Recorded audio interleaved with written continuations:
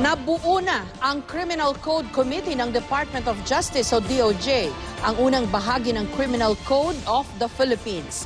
Layunin nitong baguhin ang ilang probisyon sa criminal law sa Pilipinas, kabilang na ang pagpapababa sa edad na mga pwedeng panagutin sa isang krimen. Live mula sa Quezon City, may report si JP Soriano. JP? Jessica, nitong Hulyo nga natapos na ang bagong draft na criminal code na binuo ng Department of Justice at next week nga inaasahang isusumite na ito sa Senado at sa House of Representatives. Sa mga nakalipas na taon, ilang krimen na ang naiulat kung saan ang mga sangkot, mga menor de edad. Sa Cebu halimbawa, inaresto ang isang binatilyong 14 na taong gulang matapos mahulihan ng baril sa loob mismo ng paaralan. Pero anumang grabe ng krimeng kinasangkutan nila, hindi sila pwedeng managot kung pagbabasihan ng kasalukuyang Revised Penal Code.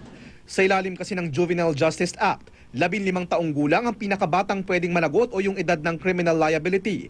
Bagay na hindi na raw naaangkop sa nagbabagong panahon ayon mismo sa Department of Justice o DOJ. At dahil 1932 pa raw nang maisabatas ang Revised Penal Code sa Pilipinas, sabi ng DOJ, panahon na raw para baguhin ang Revised Penal Code. Kaya bumuo ang DOJ ng Criminal Code Committee o CCC. At matapos nga ang ilang taong pag-aaral at konsultasyon, nabuo na raw ng CCC ang Book 1 at 2 ng Criminal Code of the Philippines.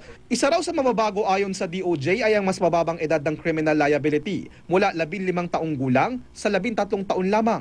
Tsaka iba na rin ang panahon eh. Yung 15-year-old na bata, maski 12 nga, very mature na yan eh. But we want to emphasize, hindi automatically imprisonment, hindi pa rin ikukulong dapat ang mga bata. They should be treated differently, but it doesn't mean na dapat exempted.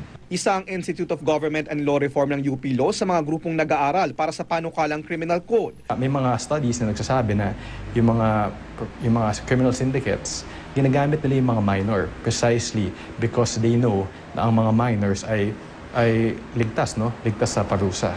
Pabor din sa panukalang ito ang Volunteers Against Crime and Corruption. Iba na ang ngayon, kabataan ngayon. Even a 12 or 11-year-old can commit murder. He knows already how to discern. Ilan pa sa mga mababago sa Revised Penal Code kung sakaling maisabatas ay ang territoriality ng isang krimen.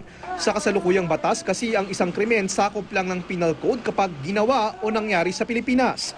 Pero sa proposed Code of Crimes, kung Pilipino ang gumawa ng krimen kahit wala siya sa Pilipinas, pwede siyang maparusahan. Kapag ang biktima naman ay isang Pilipino, pwedeng sakupin ng batas sa ilalim ng Code of Crimes ang kaso kahit hindi sa Pilipinas nangyari ang krimen. Tinanggal na rin ang konsepto ng frustrated crime at accomplice, maliban na lamang sa mga kaso ng pagpatay. Sa bagong criminal code, sa halip ng mga parusang nakasaad sa Spanish Penal Code at sa Revised Penal Code gaya ng reklusyon perpetua, reklusyon temporal at reklusyon mayor, magkakaroon na ng tinatawag na level ng penalties.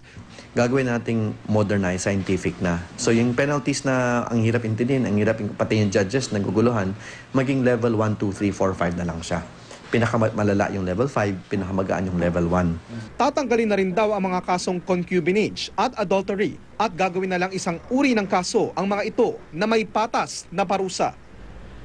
Jessica, wala pang reaction na statement ang DSWD kaugnay sa criminal code, particularly doon sa pagbabago ng criminal liability sa kanilang draft na criminal code. At pero sa ating pagkatanong sa iba pang grupo, gaya ng VACC ay pabor sila o naging isang magandang balita raw yung mga pagbabagong gagawin sa criminal code, lalong-lalo na yung tinatawag na pagbaba ng criminal liability at yung mga leveling ng tinatawag na mga parusa. Pero ang ginigit ng VACC, sana raw isama na rin daw yung death penalty.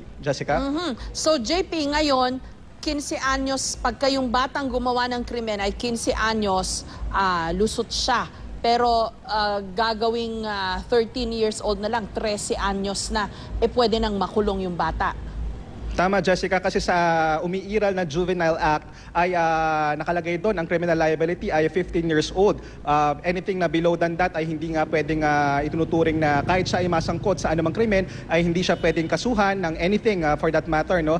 Pero ang ginigiit ng ine-emphasize ng DOJ, kahit man babaan daw nila yung kanilang edad o yung criminal liability, titiyakin daw nila na masusunod pa rin yung mga umiiral na proteksyon para doon sa mga tinatawag na minor na masasangkot sa mga kaso. Okay, at ang isa pang feature nito, pagka na-approve na ito at na-execute na, hindi na tayo makakarinig pa ng reklusyon perpetua, reklusyon temporal, etc. Gagawin na lang Kung life imprisonment yan, sasabihin na lang kung level 1 to 5. Tama?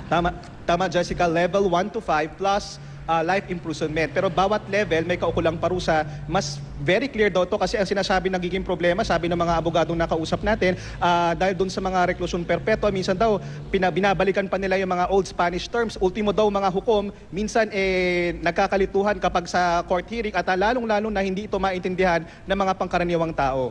At ang welcome na welcome dyan, malamang lalo na sa mga women's groups, yung pangangaliwa, di ba? Kasi mas mabigat ang parusa pag sa mga babae, pag yung babae ang nangaliwa mas magaan pag sa lalaki. Ngayon, pag sa iisa na lang, magiging uniform na lang yung punishment. Tama, Jessica, kasi sa kasalukuyang batas, sa ating revised penal code, iba ang definisyon ng concubinage at ng adultery. At sabi nga ng mga eksperto, ng mga abogadong nakausap natin, talagang lumalabas na hindi gender sensitive ang kasalukuyang batas. Kaya very welcome talaga ito. In fact, may mga nakaka-receive na tayong mga nababasa na tayo sa social media ng mga nagsasabing sana raw ay isabatas na ito sa lalong madaling panahon. Maraming salamat sa iyo, JP Soriano.